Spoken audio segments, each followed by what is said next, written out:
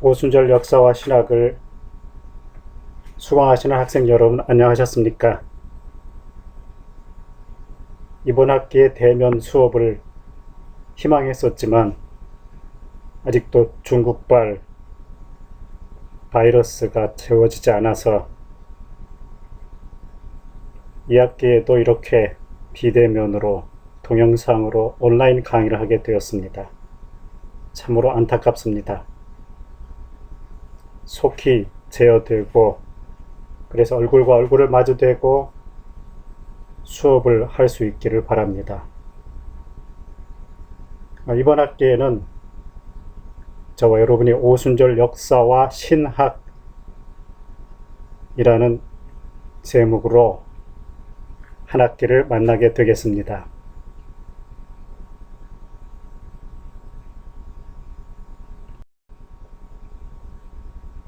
제1강은 오순절 역사와 신학 서설, 그러니까 오순절 역사와 신학의 배경이 되는 역사를 그리고 신학을 살펴보도록 하는 첫 번째 시간입니다. 다음 시간에 연이어서 배경을 살펴보도록 하겠습니다.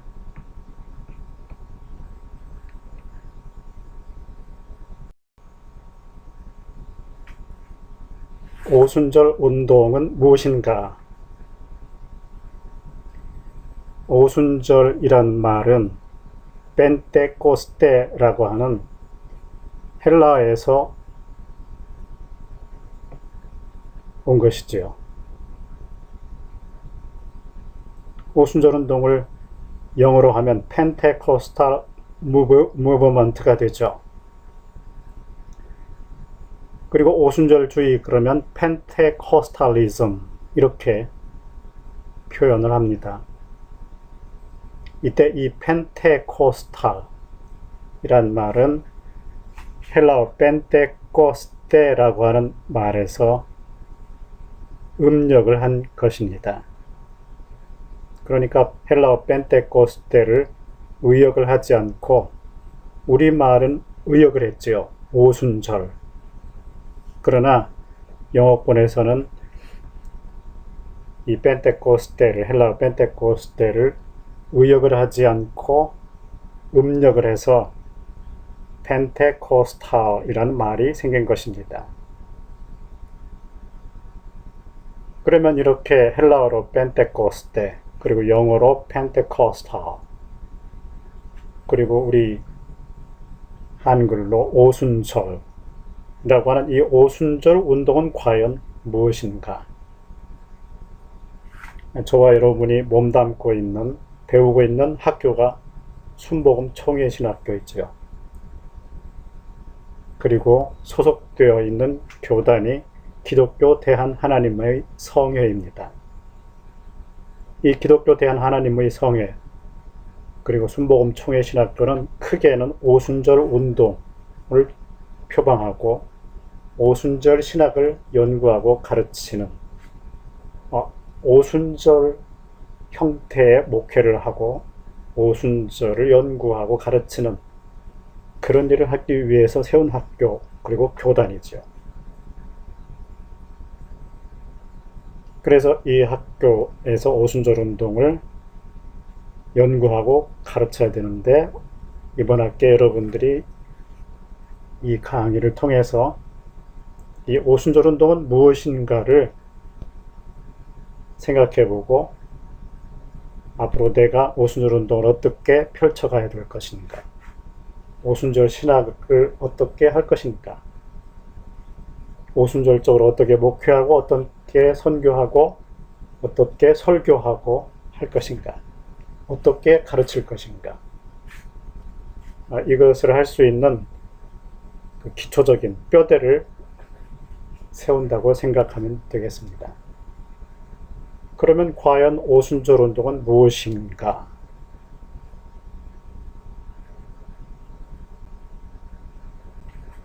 저는 오순절 운동에 굉장히 관심이 많았습니다. 그런데 저는 감리교회에서 청년 때까지 자랐죠. 초등학교 4학년 때 이리감리교회, 지금은 익산이 됐죠.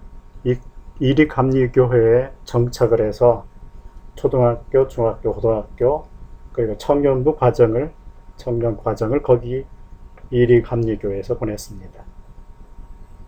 그러던 중에 고등학생이 되었을 때 한 부흥회를 통해서 방언을 동반하는, 오늘날로 말하는 성령 침례 경험을 했습니다.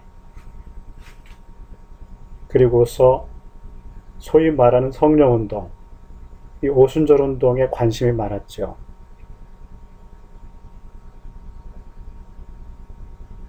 그래서 이제 목회를 해야 되겠다, 또 신학을 공부해야 되겠다 생각했을 때 어떤 신학을 연구하고 내가 그 안에서 살아갈 것인가,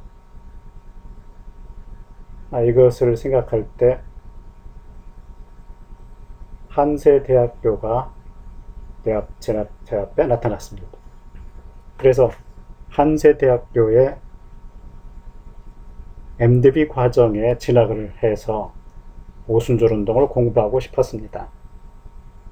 그런데 한세대학교 MDB 과정에 들어가서 신학을 공부하는 그 과정 속에서 이 오순절 운동을 제대로 제 나름대로 볼 때, 제의 시각에서 볼 때 진정한 오순절 운동을 배울 수가 없었습니다. 왜냐하면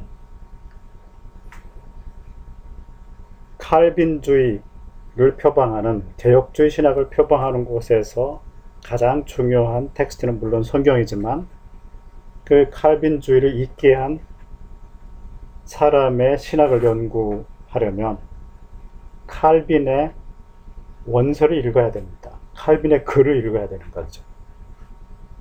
그리고 감리교회를 가서 감리교 목회를 하려면, 감리교가 도대체 무엇인지 알려면 웨슬리의 글을 읽어야 됩니다. 루터교를 알려면 루터의 글을 읽어야 되죠. 그것처럼 오순절을 알려면 오순절을 시작시키고 창시한 사람의 글, 또는 오순절 운동 안에서 중요한 사람들의 글을, 원전을 읽어야 되지 않겠습니까? 그래서 한세대학교에 오순절이 궁금해서 공부하러 들어가서 도서관에 가서 오순절 운동을 일으킨 사람 또는 그 관련된 글들을 찾았는데요. 놀랍게도 아무 데도 없었습니다. 그래서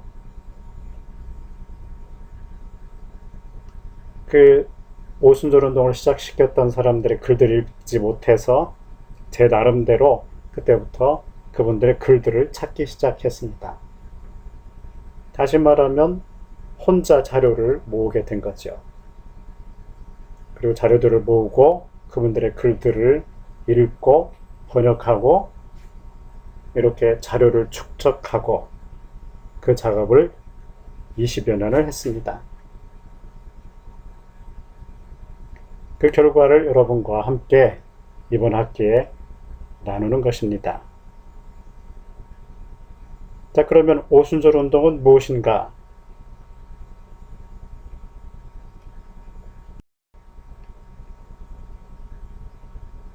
오순절 운동은 현대 오순절 운동이라고 해야 합니다. 왜냐하면 성경에 기록된, 사도행전에 기록된 그 오순절 운동이 첫 번째 성경적인 오순절 운동의 시작이라고 할 수가 있겠죠. 그리고서 2000년이 지난 현대의 오순절 운동이 발발했기 때문에 지금으로부터 약 한 100년 전이죠. 현대 오순절 운동 이렇게 이름을 붙여야 되는 것이죠. 그러면 현대 오순절 운동은 언제 시작이 됐느냐? 1901년 미국의 캔사스주라는 데가 있는데 그 캔사스주에 토페카라고 하는 시가 있습니다. 그 시에서, 토페카에서 태동이 되었습니다. 그리고 그 이후에 이 현대 오순절 운동은 성장을 거듭해서 급기야는 기독교 안에 제3의 세력으로 성장했습니다. 반 듀센이라는 분이 기독교의 분포를 연구하다가 발견한 사실이죠. 제1세력은 로만 카톨릭이라고 할 수가 있겠습니다. 제2세력은 개신교. 그러니까 구교와 개신교, 기독교 안에 두 세력이 있었는데, 그런데 어느 틈엔가 제3세력이 생겼다. 그 3세력이 바로 오순절 운동이다 하는 것을 발견했습니다. 이 제3의 세력이라고 이름을 붙여주었죠. 그렇게 기독교 안에 제1세력, 2세력, 그 다음에 3세력이라고 부를 정도로 오순절 운동은 급성장을 했습니다.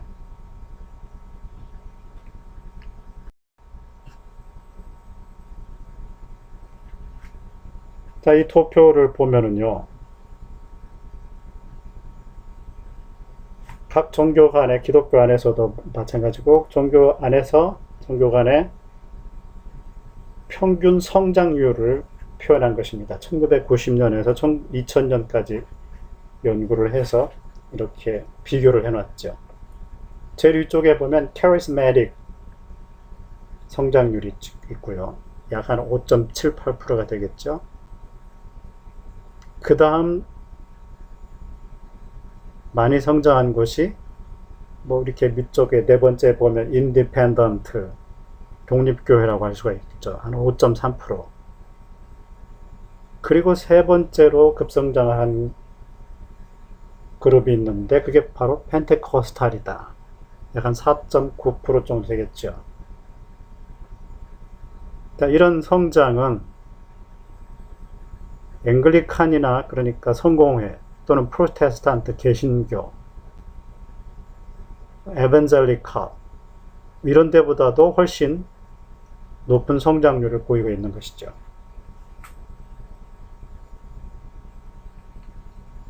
이 정도로 급성장을 하고 있습니다.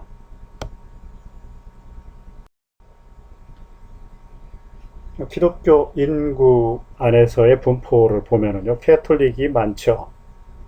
그 다음에 프로테스탄트 개신교가 그 다음이고요. 그리고 오순절 성결 운동이 그 다음, 이런 인구 분포를 보이고 있습니다. 이렇게 성장률에서도 높고 기독교 전체 인구 분포에서도 많은 부분을 이제 오순절 운동이 차지하게 되었다는 것입니다. 이렇게 급성장을 했죠. 캐톨릭은 2000여 년 됐고 개신교도 1517년 정도니까 약 한 5,600년쯤 됐죠. 근데 이 오순절 운동은 약 이제 100년이 조금 더 지났죠. 이 기간 동안에 이렇게 성장을 한 것입니다. 아주 급성장을 한 거죠.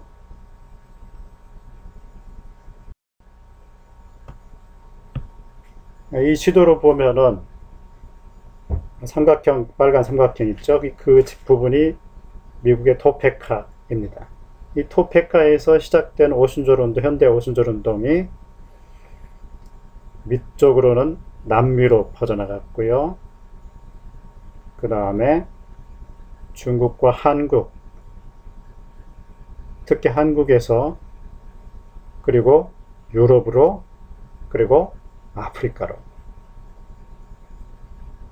남미, 아프리카, 아시아, 유럽에서도 물론 그렇지만요. 특히 이제 남미, 아프리카, 아시아에서는 이 오순절 운동이 급성장을 합니다.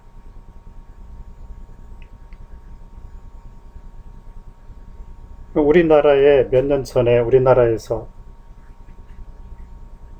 축구 월드컵을 유치했었지 않습니까? 이 월드컵에 당시에 월드컵을 우승해서 월드컵을 거머쥐었던 나라가 어느 나라겠습니까? 바로 브라질이죠, 브라질. 이 브라질이 최종 서울 메인 스타디움에서 경기에서 이제 승리해서 월드컵을 거머쥐었습니다. 그런데 이 월드컵에 뛴 브라질 선수들이 이 기쁨을 만끽하면서 메인 스타디움을 한 바퀴 돌았죠. 밖으로 돌았는데, 그런데 이때 이 축구 선수들이 플랜카드 하나를 쫙 펼쳐 들었습니다. 이 플랜카드 안에 무엇이 적혀 있을까요? 그리고 이 플랜카드를 관중을 향해서 보여주면서 메인 스타디움을 돌았습니다. 거기에는 뭐라고 써 있었을까요? 아, 브라질이 이겼다, 우리가 승리했다, 뭐 이런 내용일까요? 그 플랜카드에는 We belong to Jesus Christ 이런 문구가 새겨져 있었습니다. 우리는 예수님께 속한 사람들입니다. 이런 문구가 그 플랜카드에 있었습니다. 그들이 바로 개신교도이면서 오순절주의자들일 확률이 높은 것입니다. 캐톨릭 사람들이 그렇게 하겠습니까? 개신교 사람들이 그렇게 하겠습니까? 칼빈주의자들이 그렇게 하겠습니까? 그렇게 열정적인 사람들은 대부분 오순절주의자들입니다. 이렇게 남미에서도 오순절 운동이 오순절적인 교회들이 성장을 하고 아시아에서도 아프리카에서도 이렇게 성장을 하고 있습니다. 예배 드리는 모습인데요. 이 전통적인 예배죠. 왼쪽에 로만 카톨릭 교회 아닙니까? 이 로만 카톨릭 교회에 딱 들어가면 파이프 오르간의 연주가 시작됩니다. 파이프 오르간 아주 웅장한 소리죠. 그 웅장한 음악 안에 들어가면 사람이 쫙 경건함도 느끼고 작아지는 느낌이 생기고 조용해지죠. 엄숙해지죠. 또 개신교 예배도 마찬가지입니다. 주일날 대예배라고 하는 그 예배 시간에 아주 청중들은 조용해지죠. 찬송가 부르고 할 때는 그렇지만 또 기도할 때도 뭐 그렇지만 대부분은 바늘 떨어지는 소리도 들릴 정도로 조용하게 엄숙하게 경건하게 예배를 드립니다. 그런데 이 모습을 보십시오. 경건하고는 무슨 엄숙함이라고 하는 것은 찾아볼 수가 없죠. 두 손을 높이 쳐들고 그리고 만면에 웃음을 띠고 지금 난리가 났지 않습니까? 이 예배드리는 장면이죠. 이게 얼굴을 보면은 남미인 같아요.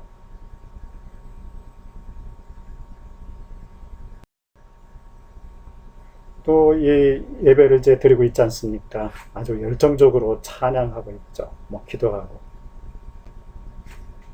흑인도 보이고 뭐 유럽 사람들, 유럽계 사람도 보이고 인도계 사람도 보이고 뭐 여러 종족의 사람들이 보이지 않습니까? 이런 자유스럽고 뭔가 충만한 그런 예배가 드려지고 있죠. 이게 바로 오순절주의적인 예배의 모습이죠. 이런 차이가 있습니다. 무엇이 이런 차이를 만들었을까요?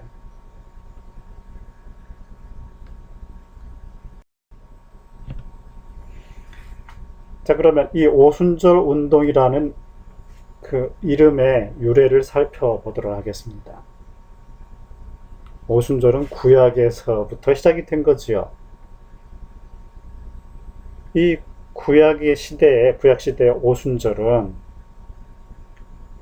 77절이라고도 불리기도 하고요. 이 77절은 6월절 이후 50일째 되는 날의 절기다. 이 50이라는 말이 바로 이 뺀때라고 하는 말이죠. 헬라어로 하면 뺀때, 고스때. 이 50일. 6월절 이후 50일째 되는 날의 절기를 말하는 것이죠. 이 기간에는 곡물을 추수하는 기간입니다. 특히 보리 수확, 밀 수확.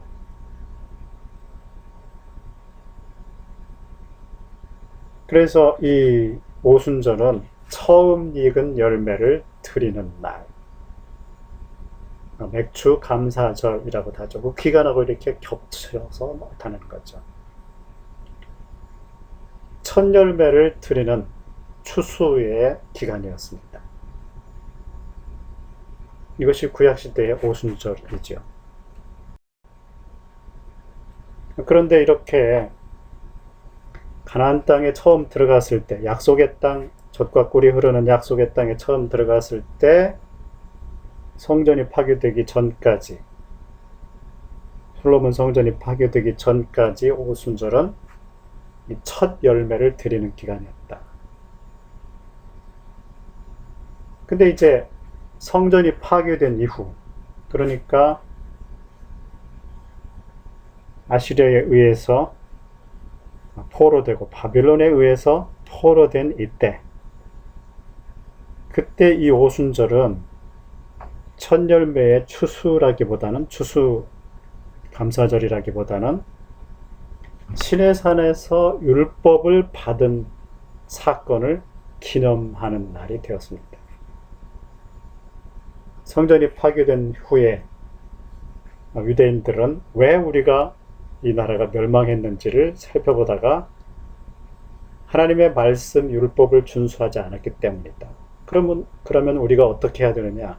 이 율법을 잘 알고 그 말씀을 순종해야 우리가 다시 회복될 수 있을 것이다. 이렇게 생각했기 때문에 이 오순절을 추수감사절이라기보다는 이제 신의 산에서 율법을 받은 날을, 그 받은 것을 기념하는 그런 절기로 전환을 시킨 것입니다.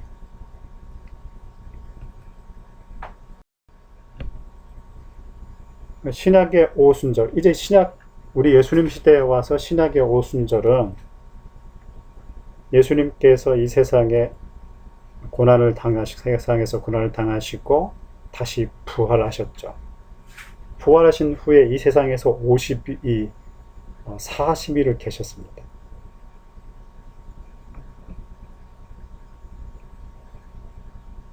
그 다음에 40일 후에 우리 예수님께서 승천하셨죠. 하늘로 올라가셨죠. 하늘로 올라가시고 10일 후에, 그러니까 예수님 부활 후 50일째 되는 날, 승천 후 11일째 되는 날, 그날을 바로 오순절이다, 신약시대의 오순절이다 하고 일컫습니다. 우리 예수님께서는 승천을 하시기 전에 제자들에게 이렇게 명령을 하시죠. 아버지의 약속하신 것을 기다리라. 너희는 몇 날이 못되어 성령으로 침례를 받을 것이다. 이렇게 성령 침례를 받으라고 우리 예수님께서 제자들에게 명령하셨습니다. 그리고 오순절 날이 되었을 때, 그 예수님의 명령을 받은 예수님의 제자들이 120문도가 한 곳에 모여서 저녁 기도에 힘쓰고 있었는데, 오순절 날이 이미 이름에 불에 급하고 강한 바람 같은 소리가 들리고, 바람이 불고 불의 혀 같은 것이 갈라져 각 사람의 머리 위에 임하더니 모든 거기에 참석했던 사람들이 성령이 말하게 하심을 따라 다른 방언으로 말하기를 시작했다.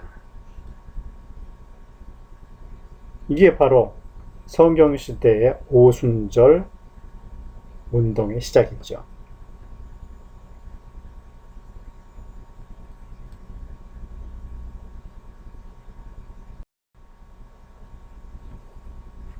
이렇게 성경시대의 첫 오순절 운동이 예루살렘에서 시작이 됐는데, 그로부터 1900년이 지난 1900여 년이 지난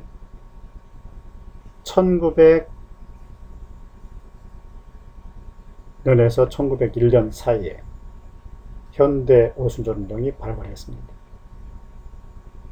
자, 이 용어를 누가 맨 처음 사용했느냐 하면 1902년에 찰스 F. 파햄이라고 하는 분이 오순절적 능력, Pentecostal Power 또는 개인적 오순절 이란 말을 썼습니다. 그리고 1906년에 윌리엄 시무어라고 하는 분이 사도행전에 기록된 대로의 오순절이란 말을 썼고요. 오순절 운동이라는 말을 썼습니다. Pentecostal Movement. 여기에서 이제 오순절 운동이라는 유래가 생긴 것이죠.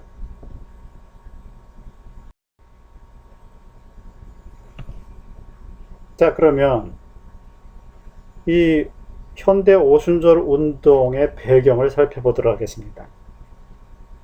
이 현대 오순절 운동은 어떻게 일어난 것이냐? 어떻게 발발한 것이냐? 오순절 운동은 진공 상태에서 나오지 않았습니다. 오순절 운동이 갑자기 아무것도 없다가 진공처럼 아무것도 없는 상태에서 갑자기 그냥 어떤 원인도 없이 확 일어난 것은 아니라는 것이죠. 이 오순절 운동은 그 이전에 하나님의 사람들이, 기독교인들이 성경 읽고 기도하고 예배드리고 찬양하고 생활하다가 신앙생활을 하면서 생각하고 느끼던 것들이 그리고 추구했던 것들이 살았던 것들이 모여서 흐름을 만들고 이 흐름 가운데에서 오순절 운동이 탄생한 것입니다.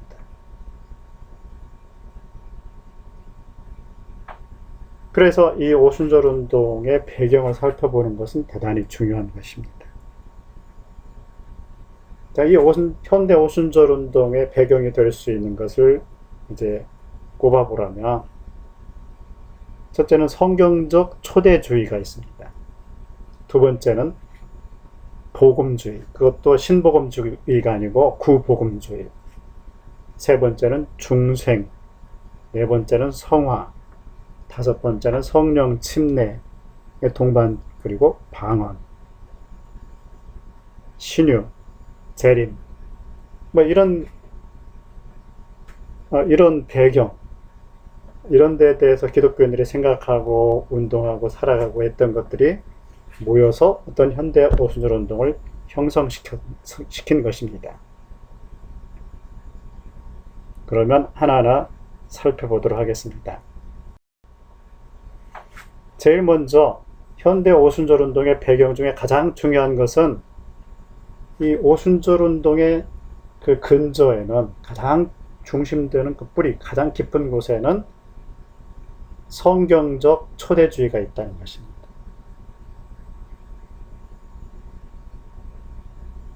자, 1517년에 마틴 루터가 종교개혁을 일으키죠. 이 종교개혁을 일으키면서 마틴 루터가 한 이야기가, 주장한 것이 오직 성경이었습니다. Sola Scriptura. 우리의 신앙과 우리의 생활, 이 우리의 신앙과 생활은 사람이 결의한 것, 교황의 결의라든지 또는 공회의 결의, 이런 교황의 주장이나 공회의 주장에 우리의 신앙과 생활의 기준을 두는 것이 아니라 오직 성경에 우리의 권위를 둔다. 신앙생활의 기준, 신앙의 기준, 생활의 기준을 오직 성경에 두는 것이다. 그래서 오직 성경을 이야기하죠. 그리고 이 성경적 초대주의에는 또한 회복주의도 포함시킬 수 있습니다. 다른 말로 하면 복구주의라고 할 수 있죠. 이 restorationism, 이 회복주의는 초대교회, 성경시대의 신앙과 생활로 돌아가자, 왜 이 성경 시대와 현대 사이에 어떤 잘못된 오류가 일어난 시대가 있다. 그걸 뛰어넘어서 그것을 가로질러서 원래 신앙과 생활로 돌아가자. 이게 바로 회복주의 또는 복구주의죠. 오직 성경이란 말은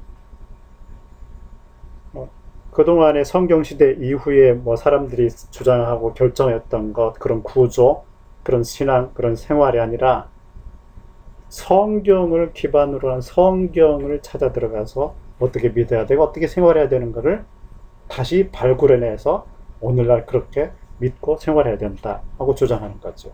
이게 바로 오직 성경 또 복구주의라고 할 수 있습니다. 이건 굉장히 중요한 것입니다. 오순절 운동은 가장 근저에는 바로 오직 성경이 들어있습니다. 성경을 연구하고 성경대로 믿고 성경대로 생활하자. 이것이 오순절 운동의 가장 깊고 가장 중요한 중심의 근저에 놓여 있습니다. 두 번째는 복음주의입니다. 구복음주의인데요. 이 구복음주의는 이 복음주의를 형성한 중요한 요인들이 있는데요. 첫 번째는 신대륙, 다시 말하면 아메리칸 합중국, 미국의 헌법에 비국교를 명시화했죠. 유럽은 각 나라마다 하나의 국교가 있습니다. State Religion 있죠. 그러니까 로만 캐톨릭을 그 나라의 국교로 삼든지 또는 루터교를 그 나라의 국교로 삼든지 개혁주의를 그 나라의 국교로 삼든지 이렇게 각 나라가 가장 중심되는 종교가 있죠. 그걸 이제 법으로 이렇게 명시화해서 국교 시스템이죠, 유럽은. 그런데 신앙의 자유를 찾아서 갔던 이 신대륙으로 갔던 사람들이 이제 신앙의 자유를 이렇게 제한하지 말자. 국가가 그것을 신앙의 자유를 제한하지 못하게 하자. 그래서 헌법에 그것을 명시화했죠. 그래서 이 미국은 국교가 없죠. 이 기독교 신앙생활을 하는데 자유롭게 성경을 보고 그 성경대로 믿고 성경대로 생활하자. 그런 이제 운동들이 미국에서 막 일어난 것입니다. 그래서 개인 스스로 성경을 읽고 그걸 그대로 믿고 그것을 실천해보는 그런 여러 가지 그런 운동들이 미국 안에서 활발하게 일어났습니다. 이것이 오순절 운동을 일으키는 중요한 또 원인이 되는 거죠.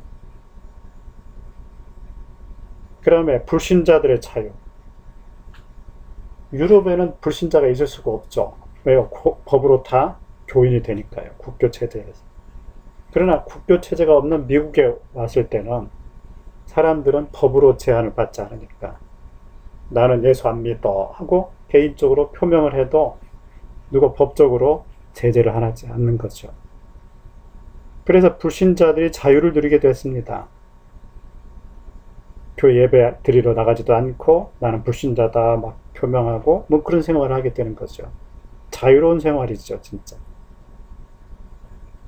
이렇게 유럽과 달리 미국 대륙에서 불신자들이 또한 자유를 얻어버렸습니다. 신앙인들만 자유를 얻은 게 아니고요. 그리고 이 불신자들을 하나님의 자녀로 만들어야 되는데, 인도해야 되는데, 유럽처럼 법으로 그거를 교회로 끌어들 수가 없죠. 예배드리러 오라 할 수가 없죠. 그래서 저 불신자들을 어떻게 예수 믿게 할 수 있는가? 자발적으로 예수를 믿게 하는가? 자발적으로 교회 예배드리러 나올 수 있게 할 수 있는가? 그것을 신앙인들이 생각하게 된 거죠. 그 방법을, 성경을 읽으면서 어떻게 저 불신자들을 교회로 인도해야 될까? 하나님의 자녀로 만들어야 될까? 이 복음 전도와 영혼 구령의 필요성을 느끼는 것입니다. 정부의 힘이나 경찰의 힘, 군대의 힘으로 할 수가 없는 거죠. 완력으로 데리고 올 수도 없고 법으로 데려다 올 수도 없는 거죠. 그래서 복음 전도를 위해서 뭐가 필요하냐? 성령의 증거 능력이 필요하다. 이건 사람이 할 수 없는 일이고 오직 하나님의 영만이. 그러니까 성경에 기록되어 있는 사도행전에 기록되어 있는 그런 역사, 성령이 믿게 하시는 역사. 성령이 임하시면 너희가 권능을 받고 내 증인이 되리라. 그런 성령의 권능이 필요합니다. 그가 오시면 나를 증거할 것이다. 이렇게 말씀하셨는데 그 성령의 증거만이 저 불신자들을 신자로 만들 수 있다. 이런 자각. 이것이 이 구복음주의 안에서 일어났습니다. 이런 요인들이 다 현대 오순절 운동을 일으키는 그런 요인들이 되는 것입니다.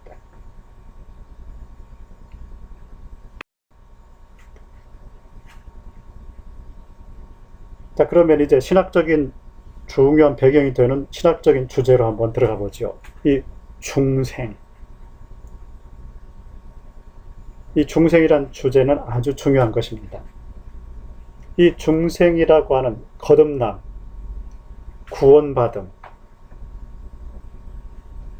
이런 이 중생의 요인이, 신학적인 요인이 오순절 운동의 또 신학의 가장 중요한 이제 하나의 요인인데요. 이 중생에 대한 것은 바로 개신교의 태생하고 같습니다. 이 개신교의 중생 개념은 마틴 루터로부터 시작이 됐죠. 이 마틴 루터는 하나님의 말씀을 연구하다가 로마서 1장 17절을 읽으면서 의인은 믿음으로 말미암아 살 것이다. 로마 캐톨릭에서는 이 의인이란 고해성사를 통해서 고백을 하고 그리고 자기 스스로 그 죄짐을 지고 고행을 하는 거. 금식하고 고행하고 그러면서 그 죄를 떨쳐버리고 의인이 될 수 있다. 이렇게 주장을 했죠. 그러니까 자기 행위에 의한 의인, 하나님의 그 능력이 자기 안으로 사람 안으로 들어와서 사람의 것이 되기 때문에 자기의 의지를 발휘해서 스스로 의인이 될 수 있다. 이렇게 주장했죠. 그러나 이 마틴 루터는 그렇게 아무리 고행을 해보고 그렇게 아무리 해보아도 고백을 해보아도 자기 마음속에서 내가 중생했다 또는 예수 그리스도가 믿어진다 이런 게 생기지 않았다는 거죠. 늘 불안하고 죄책감에 빠져 있었죠.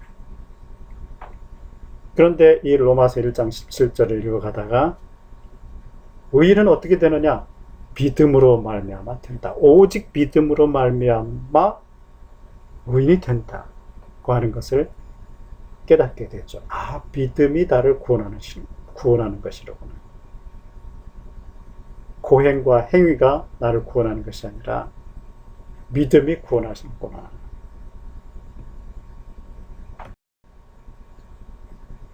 이걸 깨달았을 때 이때의 루터의 마음 안에 변화가 생겼습니다.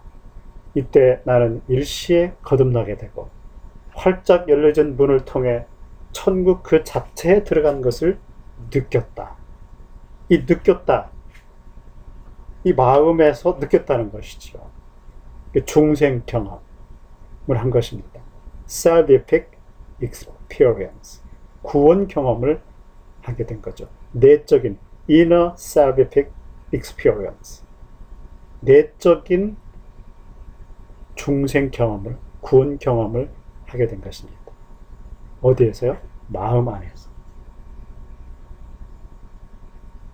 그러니까 이 중생 경험, 마음의 변화, 이 마음의 변화가 개신교의 중요한 출발점이죠.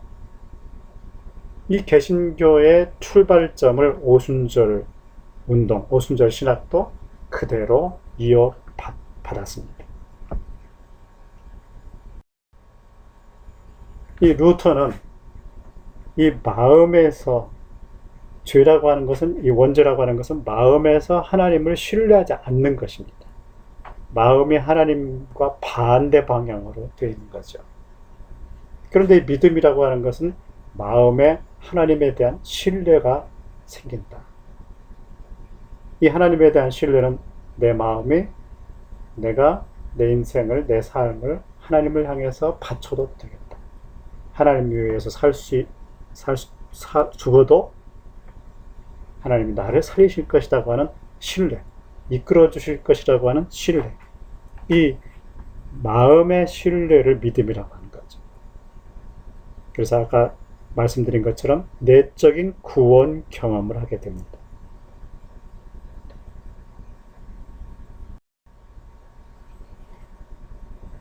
이 내적인 구원 경험, 이 중생 경험은 개신교의 전통입니다.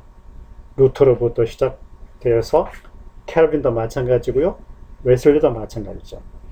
이 존 웨슬리는 영국의 옥스퍼드 대학을 다녔죠. 석사 과정까지 갔지 않습니까? 근데 이 옥스퍼드에서 신학을 공부하면서 아주 모범생이었습니다. 일주일에 한 번씩 금식하고요, 감옥에도 찾아가서 돌봐주고요, 이런 규칙적인 모범생 생활을 했습니다.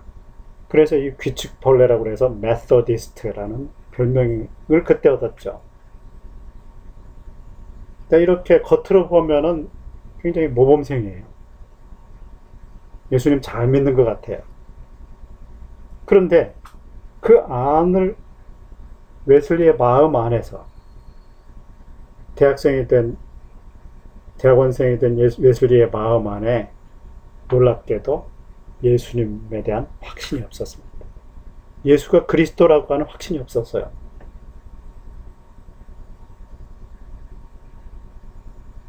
그런데도 불구하고 이 웨슬리가 그런 확신이, 예수가 왜 나를 위해서 죽었나, 그 피가 내 죄를 사한다고 하는데 거기에 대한 확신이 생기질 않았습니다.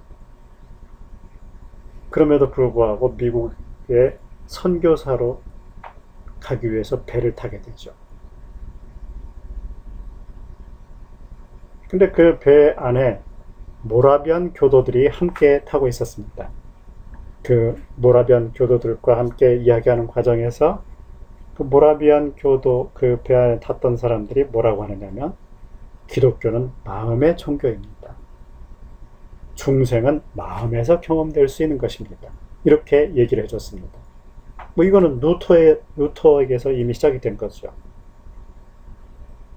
그러니까 이 웨슬리는 그때 그 마음이 지금 자기가 불안하단 말이죠. 마음에서 믿어지지를 않아요. 그런데 모라비안 교도들이 그 마음에서 당신이 거듭나는 것을 경험할 수 있는 것, 그게 바로 중생입니다. 이런 얘기를 해주죠. 그래서 이 웨슬리는 그 배 안에서 그 이야기를 듣고 이후부터 그 마음에서의 변화를, 중생 경험을 사모하고 갈급하게 됩니다. 그럼에도 불구하고 미국 그 중생 경험이 없이 미국 선교사를 생활을 했는데, 물론 실패하게 됐죠. 실패해서 영국으로 다시 돌아왔습니다. 참담한 심정을 가지고 있다가 그 모라비안 교도들이 영국에서 모이는 이 알더스케이시라고 하는 장소를 알아서 그곳에 찾아 들어갔습니다. 조그만 그 모임에 들어가서 앉아서 참석을 했는데요. 그런데 그때 그 모임에서 인도자가 루터의 로마서 서문을 읽고 있었습니다. 그 로마서 서문, 우리는 믿음으로 말미암아 살리라는 그 로마서에 그 루터가 강의한 것을 들으면서 이 웨슬리가 마음에 뭔가를 경험하게 됩니다. 그가 이렇게 썼습니다. 그때 상황을요. 그리스도 안에 있는 믿음을 통하여 하나님께서 마음의 변화를 일으키시는 일을 설명하고 있을 때, 루터가 설명을 하고 있다는 거죠. 마음의 변화. 그때 나는 마음이 이상스럽게 뜨거워짐을 느꼈다. Strangely warmed. 이상하게 마음이 뜨거워졌다는 것입니다.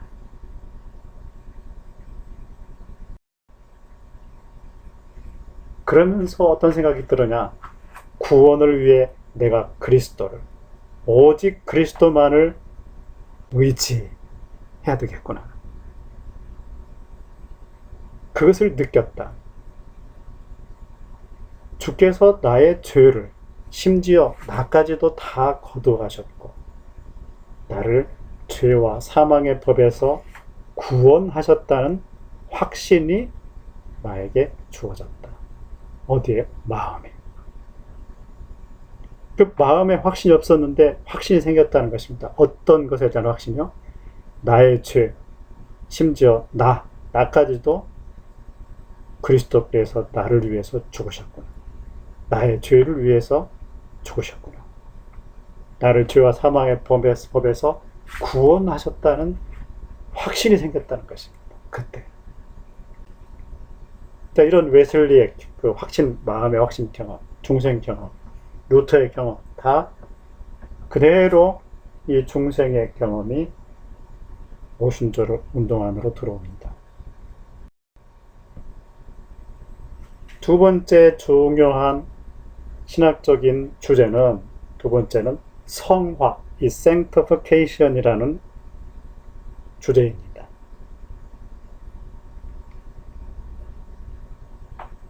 루터는 믿음으로 말미암아 중생한 경험을 하고 그걸 경험을 바탕으로 그 개신교 운동을 일으키죠. 그 개신교 신학을 펼치고요.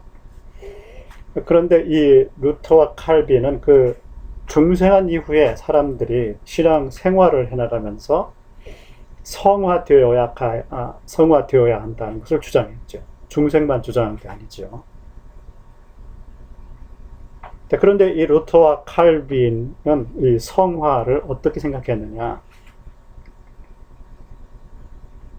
이들은 중생한 사람 안에도, 중생을 비록 했지만 예수님을 믿음으로 믿고 내 죄가 사해졌다는 것을 믿는 사람들 안에도 여전히 원죄가 남아있다, 이렇게 주장했습니다. 그래서 용서는 받았는데 여전히 죄인이다, 이런 주장을 했습니다. 용서받은 죄인이란 말이죠. 용서는 받았는데 여전히 죄인이다. 그때의 죄는 바로 이 원죄가 아직도 있다.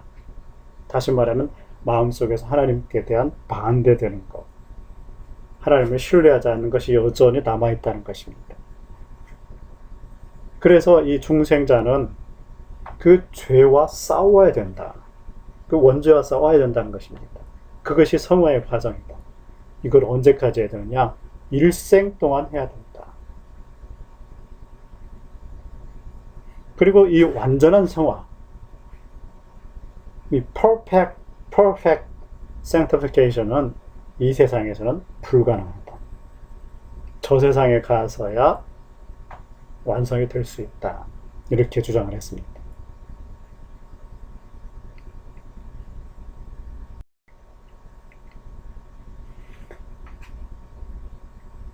이 루터와 칼빈 이전의 그 로만 카톨릭 사람들은 이 세상에서도 세례와 고해성사 또는 보소, 면죄부 같은 거 있지 않습니까? 그 다음에 그러니까 고행, 이런 걸 통해서 또는 선행, 면죄부를 산다든 이런 걸 통해서 이 세상에서도 완전한 성화를 얻을 수 있다. 이렇게 주장을 했죠. 그러나 루터와 칼빈은 인간은 그렇게 완전하게 성화될 수 없는 것이다. 이 세상에서. 원죄가 그대로 남아있는 것이다. 이렇게 주장을 했습니다. 그래서 이 칼빈의 성화도를 한번 살펴보면 이 칼빈의 성화관은 왼쪽에 중생이 시작이 되죠. 중생과 함께 성화가 시작이 된다. 그런데 이 중생과 함께 시작이 되는 이 성화는 이 세상에서는 완전해지지 않고 종말에 가서야, 이 세상이 아닌 저 세상에 가서야 또는 천국이 도래해서야 비로소 온전한 성화를 얻을 수 있다. 이렇게 주장을 했습니다. 그래서 그 시간 동안 중생으로부터 종말의 시간까지 계속해서 성화되어 가야 한다. 이렇게 주장한 것이죠.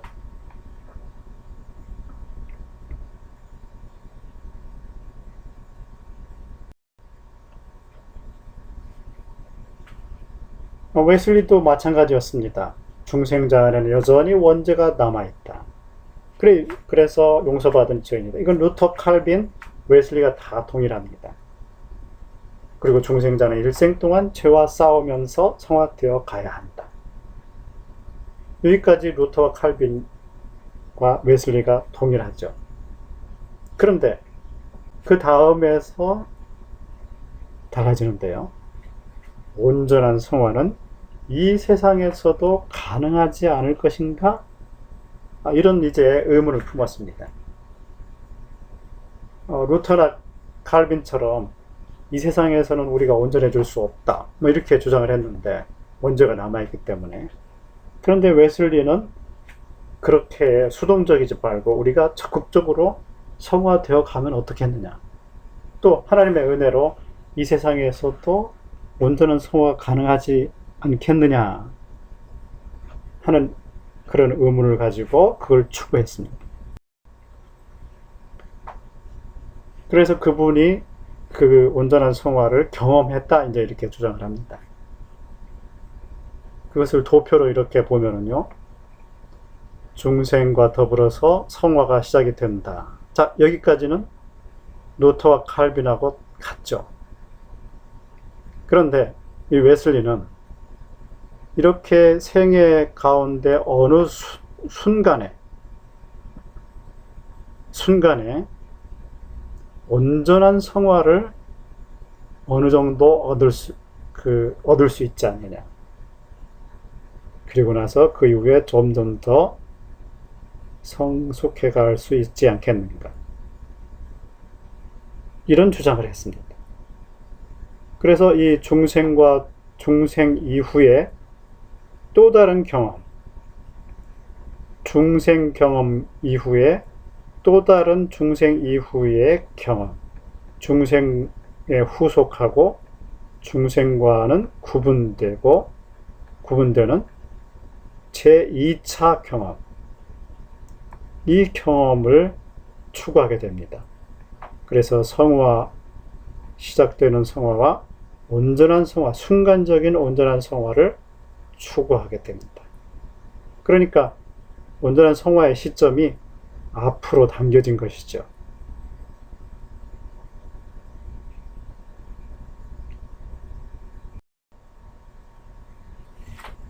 자, 이렇게 웨슬리가 이제 감리교 운동을, 이런 온전한 성화를 주장을 하면서 이제 일으키고, 그 웨슬리의 감리교 운동이 미국 신대륙으로 전해져서 성결 운동이 발발을 합니다.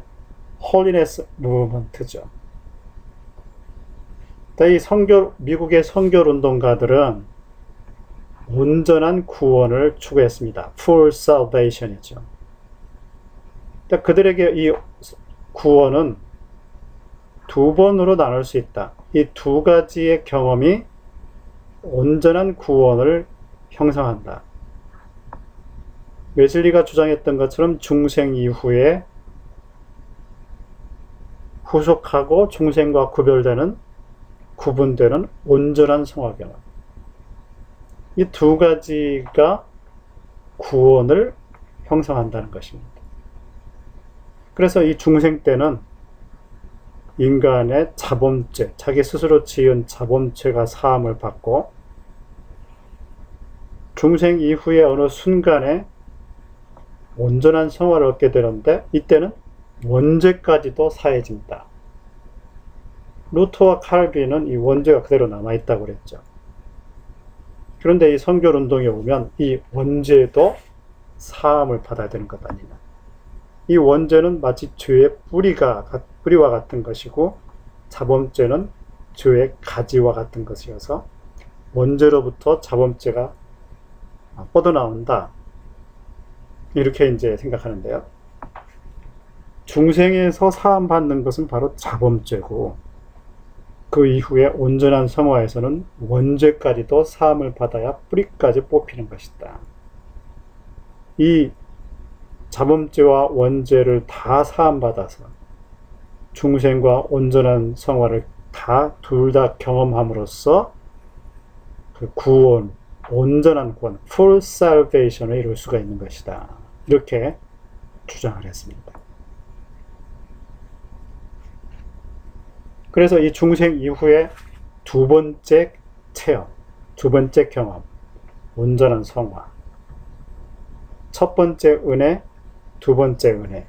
첫 번째 은혜는 중생이요, 자범죄가 사함받는 것이고, 두 번째 은혜는 하나님의 은혜는 온전한 성화를 얻는 것이요, 원죄를 사함받는 것이다. 이렇게 이제 주장을 하면서 성결 운동을 펼쳤습니다.